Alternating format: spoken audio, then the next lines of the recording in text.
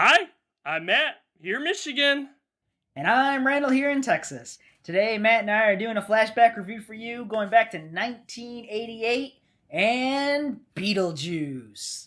Beetlejuice stars Alec Baldwin, Gina Davis, Winona Ryder, Catherine O'Hara, Jeffrey Jones, and of course, in the title role, Michael Keaton. It is directed by Tim Burton, who's also well known for Edward Scissorhands, Mars Attacks, Corpse Bride, and, of course, Batman and Batman Returns, also starring Michael Keaton. But before we get too far into this flashback review, remember to give this video a like if you do like it, and subscribe to the channel if you want to see more. Ring the bell icon if you always want to be notified when we're uploading new videos. In Beetlejuice, a recently Deceased.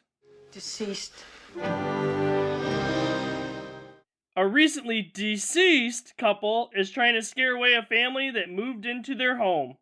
In a fit of desperation, they turn to a poltergeist named Beetlejuice, who has a devious plot of his own. It had a $15 million budget and earned nearly $74 million at the box office. This film is well liked by both critics and audiences. It has led to a cartoon TV series, a musical, and on and off again plans for a sequel.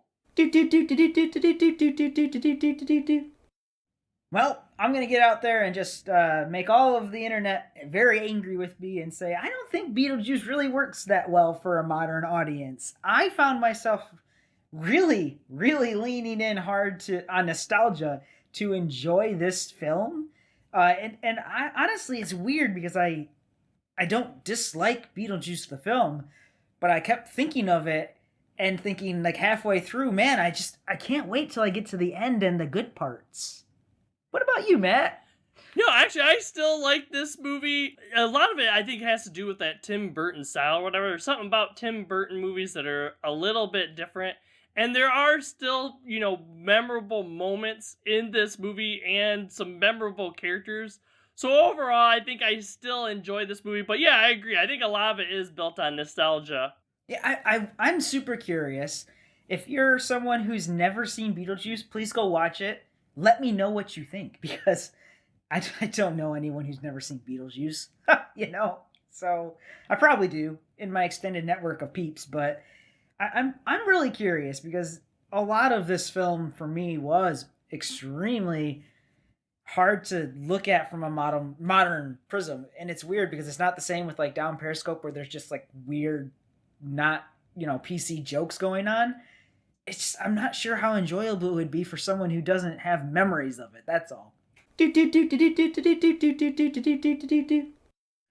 Alright, so for me, I think the plot is pretty good. I mean, I think it's kind of an interesting take. A lot of times when we have, like, haunted house stories and stuff, a lot of it is from, like, the perspective of, like, the new couple, like, moving in and stuff, and, they're being attacked by ghosts and everything. Which we do have elements of that in this movie, but that's not really our focus. Our focus is on the other side of, like, the ghosts or the new ghosts that have these, people moving into their home that are completely different than they are and trying to change their home and everything. So on those story elements, I thought this was kind of interesting, kind of a little bit of a unique. So if you look at it from that aspect or whatever, I think it was pretty good.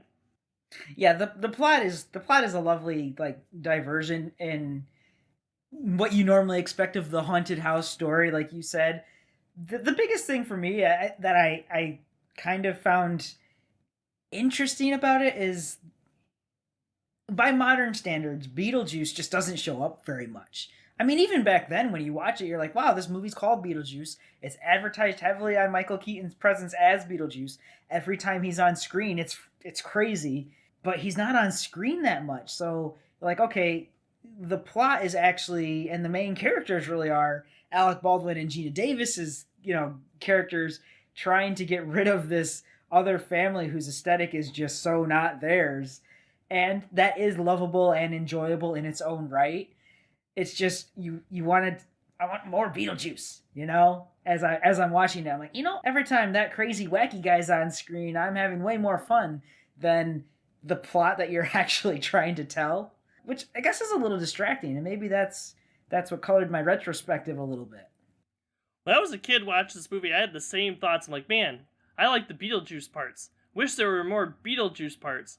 But one thing I do like about this movie too, I think this movie could have been a whole lot more serious, and I'm glad it didn't go that route. I read some things too that's saying that, original plans were to have this more of a serious movie, and I don't know that that really would have worked. It definitely would have changed the tone, and Beetlejuice wouldn't become like this big character and stuff in like pop culture and stuff that we know today. Heck, even our main character's death, like Gina Davis and Baldwin, there's a little element of humor, semi-humor, to make their death not like super serious when it happens. The characters are interesting in this film, and I like the characters in this film moreover. Like Gina Davis and Alec Baldwin's portrayals of these kind of slightly aloof but not terrible people.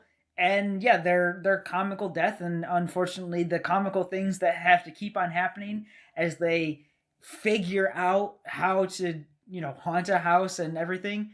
It's fun, and I honestly kind of associate a little bit more with the father in the situation. Now he's moving away from the big city, wants to move to the country, and he's like, yes, I just want to relax, but like all of this chaos is happening around him still.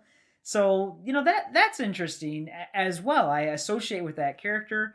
But it's as someone who's, getting older, and I have a daughter and everything, and the character that I found myself the most distanced from, that I probably used to associate with, is Lydia. Lydia's character just seems so over the top, and she writes this like super melancholy suicide note, which is not funny, by the way, to joke about, and I didn't particularly like that anymore. So most of the characters are fine. It's weird because I definitely wanted to enjoy Lydia's character more like I used to, and I couldn't. I think a big part of that Lydia thing is it's supposed to try to connect to a little bit of that teen angst or whatever, a little bit where, when you're a kid or teen, everything is over the top or whatever.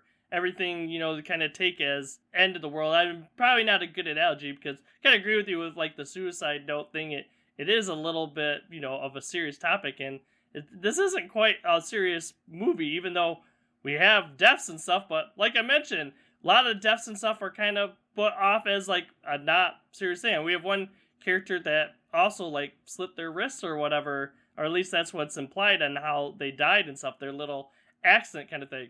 But talking about like the other characters, Gina Davis, Alec Baldwin's characters, they're just kind of like basic enough, but with some real humanistic characteristics at the very beginning to allow the audience to kind of like attach to this family a little bit or see themselves as kind of like this couple. And then we have, like Lydia's family, which especially her stepmom is kind of like out there as like a contrast to our two main characters that make you actually like feel for them to try to like, hey, we don't want all these changes in this house. We don't want all of her, artistic design that she's changing in her thing. So I think that works pretty well. And then, Beetlejuice, I will just say that Michael Keaton, he just like melts into this character. I don't even really like see this Beetlejuice as like Michael Keaton. Like, really, this is the guy that played Batman and he's doing this character? I'm like, he'd be excellent, playing well Batman done. right after this movie. So nope, I was gonna say that, but Matt kind of beat me to it. Yes, all the characters fine, with notwithstanding, do their roles. The showstoppers, Michael Keaton as Beetlejuice. Every single time he's on screen, it is funny, and that's one of those instances where, he makes inappropriate jokes, and it's still okay, even in the context of like a PC culture of today, because his character is supposed to be absolutely obnoxious and absolutely offensive. So it's like, all right, he is being offensive, and he's doing it on purpose to be offensive. It's not just an off-the-cuff, ha-ha-ha joke. It's, this character is a bad character, and Michael Keaton plays him so gloriously well. Every time he's on screen, that's a blast. All right, so for genre, I had a little bit hard really kind of placing this one, so maybe this is a little bit of a cop-out. I think Tim Burton has such a, distinct style and everything that I really just kind of see this as, hey, this is a Tim Burton film. And kind of how I was alluding to before, how this could have been like super serious and everything, but it's not. And that's what adds to like the enjoyment of it for me. It's the awesome design and everything that we get with this. It is, the characters are different. The makeup, V. Neal doing an excellent job. This is one of her, like top parts or whatever as a makeup artist and stuff with this movie of Beetlejuice. I just think a lot of those elements, go over and, like Randall and I were talking about, we like, the Beetlejuice like parts, the crazy, whatever is going on kind of thing. It's just the style and the, enjoyment of that we wish that maybe we would have had a little bit more in this film. But yeah, this is, Tim Burton. It just kind of really stands out there and really, I think, helps set that style for him as a director. Yeah, it's funny you should mention that because I didn't think of it that way. I'm happy you brought it up. Tim Burton films, they're their own genre. It's just what is that? Is it comedy? I don't know. It's a Tim Burton film. Who even knows? But I'll attack the comedy aspects. Even though I don't necessarily think that a modern audience would latch onto this quite as well as I do, or you do, or someone who's nostalgic for it does, I still find a lot of the jokes funny. I still laugh at them. And especially the Beetlejuice jokes, even though they are wholly inappropriate, but I laugh at them with the knowledge now that they are inappropriate completely on purpose, so you just do not like this character. And I'm okay with that. So from a comedy perspective, personally, it works for me. Would it work for a modern audience? I am not actually sure. You let me know. For things that I didn't see coming, or I would say, given that it's a flashback review, the thing that I forgot more than I didn't see coming was the whole story about like taking the land from these people, the whole business side of the story. I completely forgot about that. I didn't even cross my mind that, oh yeah, that's a plot point, and that's the whole impetus for all these other people who come and visit them. I'm like, yeah, no, they just have friends that come visit them. That's how like my child mind looks at it. Completely forgot about the entire these people don't even know how much their property's worth storyline. It's not a building. That's the beauty of it. These people don't know the value of their property. I can buy the whole town. For me, the kind of thing I didn't see coming is kind of like a retrospect thing. I guess with what we've talked about with like Beetlejuice being like this womanizer and having some like good characteristic stuff, I guess I'm a little bit surprised that he became like this TV cartoon character. That's not really part of his stick at all. He's just that, that lovable prankster kind of thing, and like companion or whatever with Lydia kind of thing in like the cartoon series. And we have a lot built more of that, even in pulp culture, like, at Universal Studios and stuff with like the Beetlejuice like experiences and stuff that we had there before at the parks and stuff. I guess that's kind of like, didn't see kind of coming. But, I understand it though, because like Randall and I said, we liked the Beetlejuice parts even when we were kids. So it's interesting how they took that prankster element of his character, omit a different part of his character in this movie to create, the Beetlejuice that we see in pop culture. Man, I could just see people sitting out thinking to themselves, wait a minute, they made a kids cartoon out of this? A kids cartoon? Yeah, they did. Welcome to the 80s.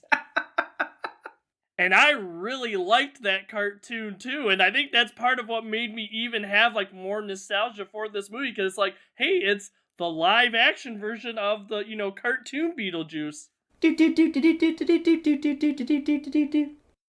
You know what? I still really do enjoy this Beetlejuice. I don't know, if a lot of it is with nostalgia or if it's something like, hey, if I watched it now, if I'd like it. I think maybe it's the elements like I was talking about before, how it's like a different take on the haunted house part. I think I would still be interested in the movie for that, and because there are memorable moments and stuff in this movie and stuff too. But I can also see why there's been an on and off again, plans to have a sequel. Like, how do you really make a sequel? But, I think it's popular enough that people, I think, would enjoy a sequel for this movie.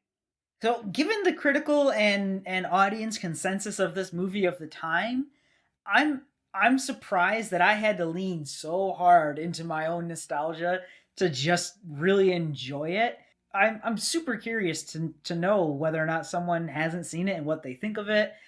For me, it all comes down to, is it a comedy? Yes. Is it still funny? To me, it's still funny, and I love Beetlejuice. So I do recommend people kind of watch it and see what they feel about it for themselves.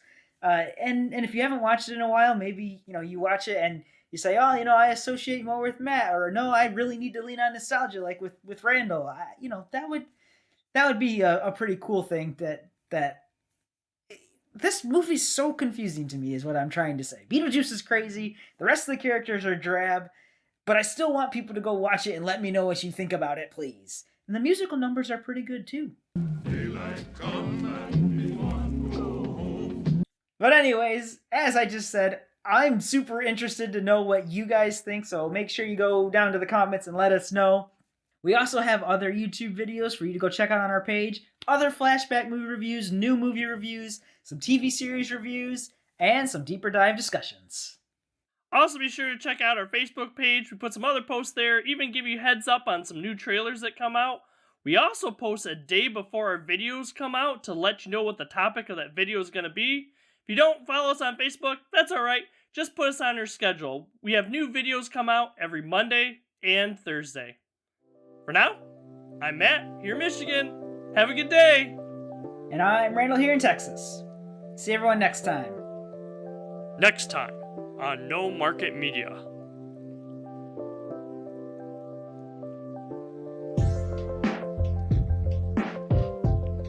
Please consider checking out some of our other videos.